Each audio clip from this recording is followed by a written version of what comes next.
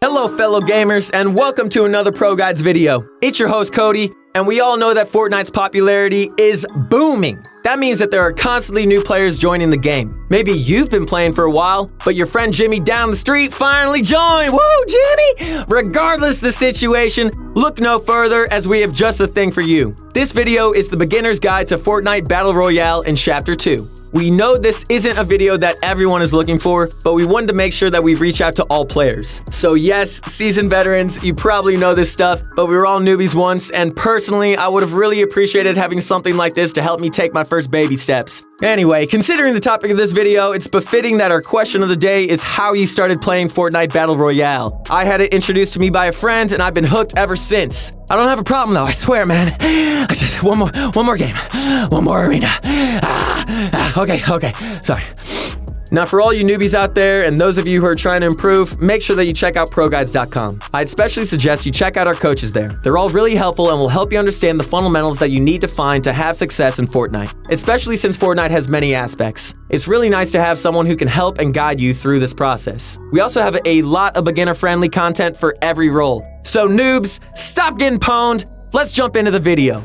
Released on September 26th of 2017, Fortnite is a battle royale game where 100 players are placed on a giant map with a storm that slowly closes in on everyone while they're forced to fight it out to be the last man standing. Fortnite has 3 core game modes, being solos, duos, and squads, with 1, 2, and 4 players per team respectively. Another mode, trios, was introduced, but not as a core. In duos, trios, and squads, you can team up with your friends and work together to survive, or you can play solos for a more intense experience. In Fortnite, there is one primary goal, and that goal is to get the shiny Victory Royale. The Victory Royale signifies that out of 100 players fighting it out to the end, you were the one player who defeated them all, and you were the last player or the last team alive in the end. The ultimate goal of any Fortnite game is to get the win. Get that W, bro. Whether you're playing in a competitive tournament or playing casually for fun, the win is the ultimate symbol of, well, beating 100 other players. While a win is pretty difficult to attain, there are certain strategies that you can use to increase your chances of winning. For example, playing a more passive playstyle and avoiding fights is an effective strategy which we'll be going over later on. In Fortnite, there's no particular kill count you have to achieve in order to win. In fact, it's quite the opposite. Sometimes eliminating other players hurts you more than it helps, but we'll get to that later on in the video. Now that we've gone over the core concept of Fortnite, let's discuss a bit more about this map that you'll be spending most of your time on. There are a bunch of points of interest around this map, with 13 main locations. However, it hasn't always been this way. In fact, until just a few months ago, we had a whole different map. We're currently playing in Chapter 2 of Fortnite, which released on October 15th of 2019. There are currently 13 primary points of interest, with other small unnamed locations scattered around the map. The ultimate goal of each location is to provide loot, being your weapons and healing items, and to provide materials, which can be used to fuel Fortnite's primary mechanic. And the reason we all love the game so much, building, like Bob, dude, what's up? Loot comes from one of a few sources. First, we have floor loot, which randomly spawns on the ground in certain areas. Second, we have ammo crates, which provide ammo for your weapons, and sometimes if you get lucky and get a blue ammo crate, they'll include even more ammo than usual and sometimes even carry healing items. Third, we've got the supply drop, which comes from the sky and drops a high rarity item with healing items and ammo. Finally, the most popular source of loot is from chests. Chests come in 2 types, the normal chest and the blue chest, also referred to as the super chest. This super chest only drops good loot, with only the 2 highest rarities of weapons dropping from them, along with guaranteed healing and materials. Normal chest drops some materials, a healing or utility item, and a weapon with good ammo to go with it, which can be of any rarity. Speaking of weapons, I think now would be a good time to go over the weapons and items in Fortnite, because this is essentially what you'll be using to win the game. The term loot pool refers to all of the weapons and items that exist in the core game modes. Fortnite's loot pool includes 8 unique weapons that come in different rarities from common, rare, epic, and legendary. The higher the rarity, the less bloom and higher damage it does. With different uses, 5 healing items, 3 shield items, 3 utility items, traps, and boats for mobility. Let's go over the Fortnite loot pool so you can get a better understanding of it. First off, we have the long-range weapons. The only primary long-range weapon in Fortnite as of now is the bolt-action sniper rifle. This weapon deals extremely heavy damage, but it only has 1 shot per clip and takes a few seconds to reload before it's able to shoot again. Next up, we've got the mid-range weapons. These include the assault rifle, the burst assault rifle, and the rocket launcher. Starting at the top, we've got the basic assault rifle. This weapon deals a fair amount of damage, shoots pretty fast, and has good range. The assault rifle, or AR for short, is the textbook weapon in Fortnite, with everything about it being pretty normal. Second, we've got the burst AR. This one is essentially the same as the classic AR, but instead of shooting on full auto, it shoots bursts of 3 shots at a time with a short delay in between. Finally, we have the RPG. We call the RPG mid-range because while it can be very effective at pretty much any range, we mainly see it being used in mid-range for maximum effectiveness. The RPG is great for destroying large structures or hitting splash damage on an opponent. Both assault rifles have clips of 30 rounds, and the RPG has 1 rocket per clip with a very long reload time to account for its explosive strength and power. Finally, the last class of weapons, the short-range weapons, these will be used the most, as most engagements in Fortnite are in close quarters. These weapons include 2 types of shotguns, the tactical shotgun and pump shotgun, the submachine gun, and the pistol. Starting from the top, the tactical shotgun deals heavy damage with a fast fire rate. However, this weapon has a large spread, and it isn't exactly the most accurate. If you have good aim and you're a bit more precise, the pump shotgun will be your homie, dude. Come on. Woo! I love you, shotgun. Don't ever leave me, please. With even heavier damage but a slower fire rate and less spread, the pump shotgun rewards accuracy and precision with high damage shots. However, if you miss your shot with the pump, then you'll be in a rough spot, so be careful. Many people in the Chapter 2 meta prefer using the tactical shotgun as its fast fire rate allows them to mow down their opponents quicker. Next up, we've got my good buddy, the submachine gun.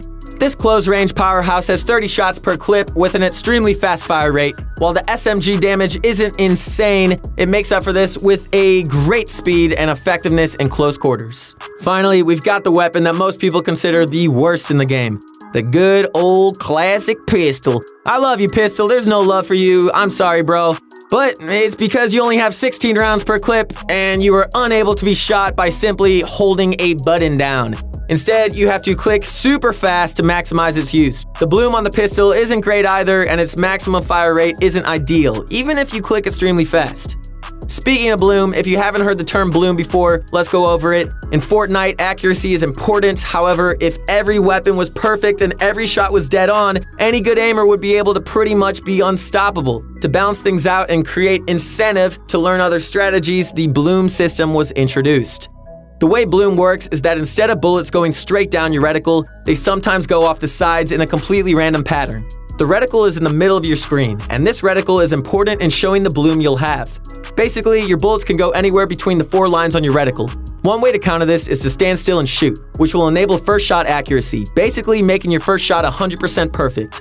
However, this can be risky as getting sniped or attacked by another player is pretty common in Fortnite. You should always be trying to minimize your bloom by using methods like crouching, moving slowly, strafing side to side, and other methods. Okay, now that we've gone over Fortnite's weapons and some of their basic mechanics, let's discuss healing and shields. In Fortnite, you have a maximum of 200 HP, which is split into 2 parts, health and shield. Your health is your true health, and your shield is like an extra layer of protection. Health is preserved through one of 4 ways, either by using a bandage bazooka, eating fish, eating forage items like apples, or using a healing item like a medkit or bandages. Shields are replenished by either eating a slurp fish, which we'll explain later on, eating foraged mushrooms, or by using shield potions. It's absolutely crucial to carry healing items and shields, as you're likely going to be damaged in most of your fights. Out of 5 inventory slots, usually 1 or 2 of them should be filled with these items. Let's discuss the healing and shield items. First, we have the medkit, which takes 10 seconds to use and fills your health bar completely. Whether you have 1 health or already have 99, a medkit will bring you to 100 health, completely filling your bar. There's an alternative to medkits, and that is the bandage. Bandages come from chests or from floor loots in stacks of 5. Each bandage heals 15 of your health with a maximum of 75 total, so you can't reach full health off of bandages. However, they're still a great tool.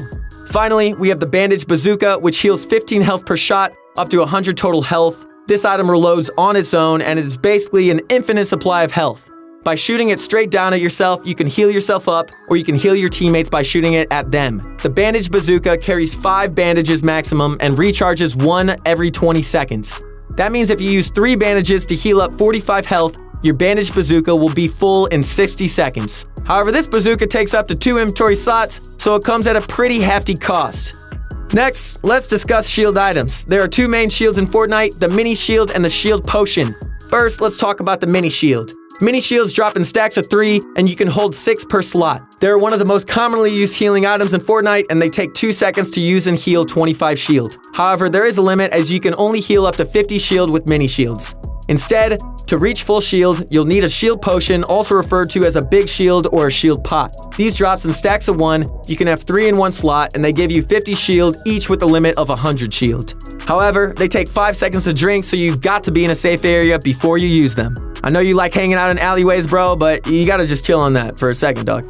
There's one more way to heal up, which is fishing.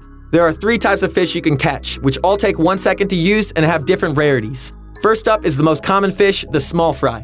The small fry can have 6 in one slot and heals 25 health with a maximum of 75.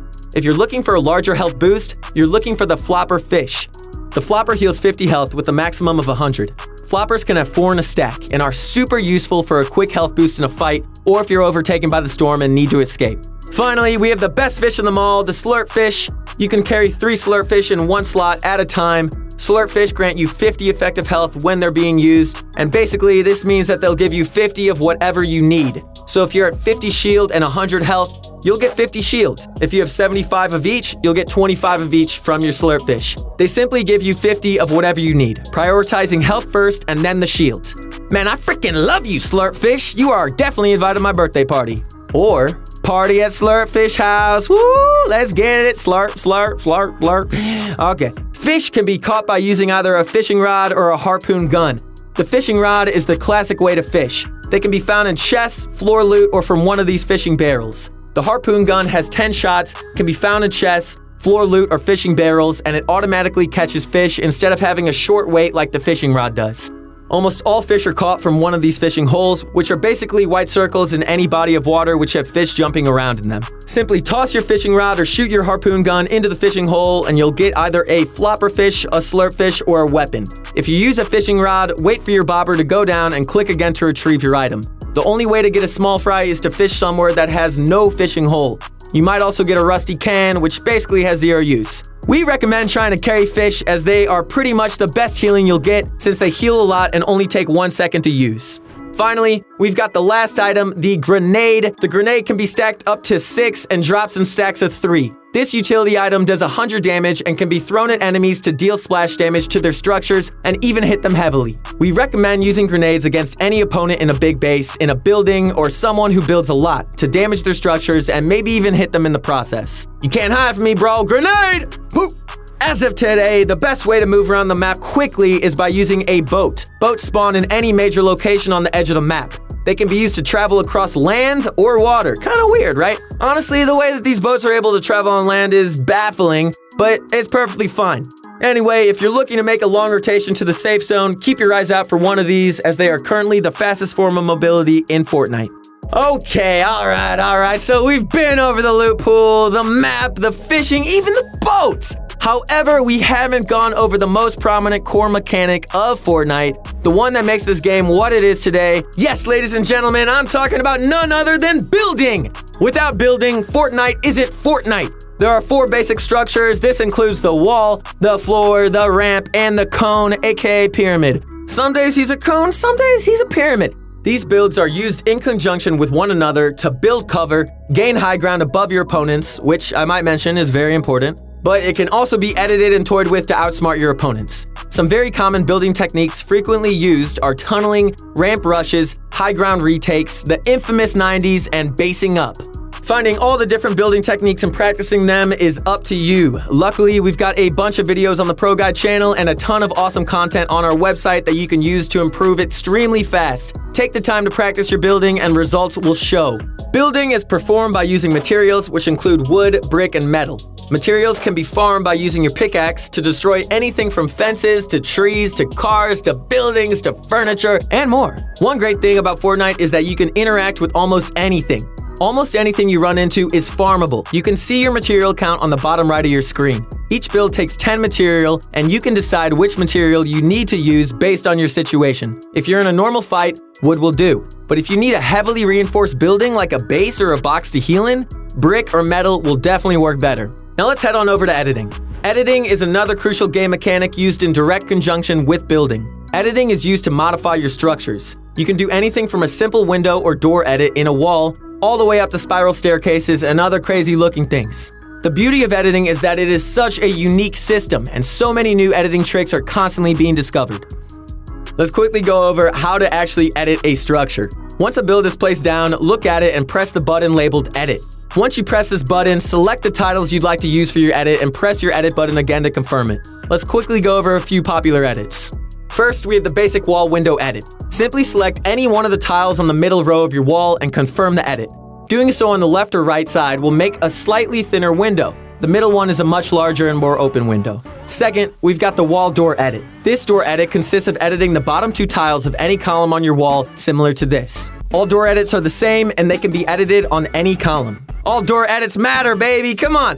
For the floor, the only 2 edits you'll be doing much include the corner edit, by simply selecting one corner, or the side edit, by selecting both tiles on one side of your floor. Both of these are super useful if you're above an opponent and you have control of the floor above them. For the ramp, 2 main edits come to mind, the side ramp edit and the backwards ramp edit. First, the side ramp edit is done by editing one side of the ramp from the side closest to you straight to the other side. The backward ramp edit is done by looking at the center of the opposite side of your ramp and dragging it back towards the tile that you were on. By doing either of these edits, you can gain a significant edge in extreme close range encounters, and you'll be in the same box. So you got a new friend, senor! Where's Jimmy at? He's not online, but I got this guy. Finally, we've got the cone edit. Only one cone edit is super common among novice players, and that's the corner edit. This corner edit is done by selecting one corner of your cone. This is super versatile, as it can be used to peek in a base, go up a structure in a fancy fashion, or in a close-range fight to confuse your opponent. Editing is super helpful, and experimenting with edits in Fortnite is a great thing to do. Practice your edits often, and you'll be pulling off crazy plays in no time. Hold me back, bro. I'm gonna frickin' lose it on this guy. Whoa, chill.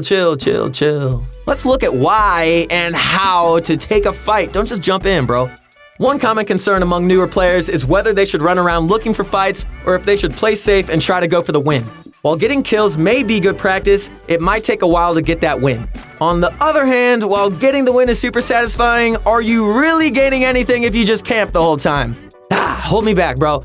We recommend a fair mix of both strategies. It is the honest truth that you won't improve unless you fight another player and learn from your mistakes. But also, if you don't get some wins every once in a while, it'll be a bit harder to keep your confidence up. We recommend that as a beginner player, you should take every fight that you can get into and learn from every mistake you make. Did you mess up a build? Go practice it over and over until you can do it consistently. Did you miss a shot? Practice and improve your aim. Did you forget an edit? Do it consistently so you won't mess it up next time. Treat every fight as a learning experience and improve on your mistakes. That is the best way to get better at anything in life. Alongside this, playing aggressive and eliminating other players can be very rewarding beyond just the dab that you do over their body. Dab.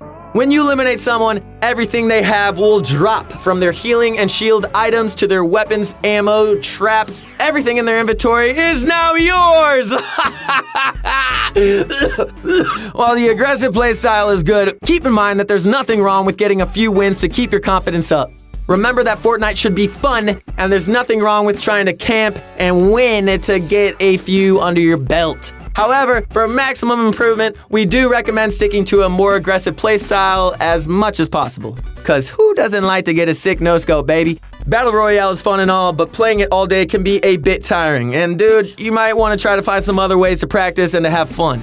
So if that's the case, we recommend trying to check out Creative. Creative can be accessed from the starting screen, or you can select it by switching the game mode in your menu. Or finally, you can switch to it from the other menu screen where solos, duos, and squads are located. There are a ton of creative maps, or you can create your own. One amazing part of Fortnite Creative is the ability to create and customize your own islands. That means that you can create your own islands to play or hang out on. Time to hit the luau, bro, get the coconuts, and let's get it cracking, y'all. But first, let's talk about some 1v1s in Creative. Yeah, let's talk about that. Creative 1v1s are arguably the best way to improve your mechanics. By playing against other players in a low-pressure, practice-based environment, you'll be able to improve and sharpen your skills without the frustration of losing in-game. 1v1s come in 2 forms, the playground fight and the box fight. The playground fight is performed like this. First, both players build a ramp opposite from one another and place a wall in between them, like so. Next, they both sprint into the wall, and one player makes a full arch edit to initiate the fight. Once you run up your ramp, perform any builds you like to push for high ground, and from there, the fight is all up to you. Good luck, soldier. On the other hand, we've got the creative box fight. Box fighting is essential in Fortnite as most engagements result in close-range shotgun battles where the player with the best edits and smartest plays is often the winner. To play in box fights, you have to input a code into one of the featured rifts. Here are a few popular map codes for you, bro. You got the Advith box fight map. You got the moving box fights. You got the box fight free for wage box fights and fiber box fights. Don't forget your fiber, y'all. A box fight is pretty much a free fight in a small enclosed area. This represents around 75% of Fortnite engagements that you'll run into. Practicing your box fighting skills is absolutely crucial to getting good at Fortnite. We recommend utilizing box fights and playground fights to improve your mechanical skill and decision making within fights. Fortnite Battle Royale is a super complex game with a lot of different strategies, play styles, and a ton of different ways to improve. Improving in Fortnite is a difficult thing to do, but at this point, you got the knowledge, you got the core mechanics, and you got the basics of Fortnite. So the only thing left for you to do, player, is become a player. Pop in that game and start doing it, dude. Watching the Pro Guides YouTube channel or checking out ProGuides.com will also help you hugely in improving at the game faster, so give that some consideration as well. Alright guys, that's going to be it for today's video. Go into the next early game confident knowing that you've got a good strategy and you will come out of your fights with great loot, materials, and a path to the end game. Because we getting that W, baby. Really hope you enjoyed. Don't forget to use code ProGuides in the Fortnite item shop when you make any sort of purchases, as it really helps us out and we really do appreciate it. Comment down below what you thought about this video and what you'd like to see on the next one. We aim to bring you guys the best daily Fortnite content, so do us a favor by liking this video, subscribing to the channel, and show ProGuides.com some love for bringing you to this video. Thanks for watching. I'm your host, Cody. You can follow me on Instagram at CocoMidler. And guess what, guys? I'm gonna go hang out with Jimmy down the street. So I'll see you on the next one. Woo!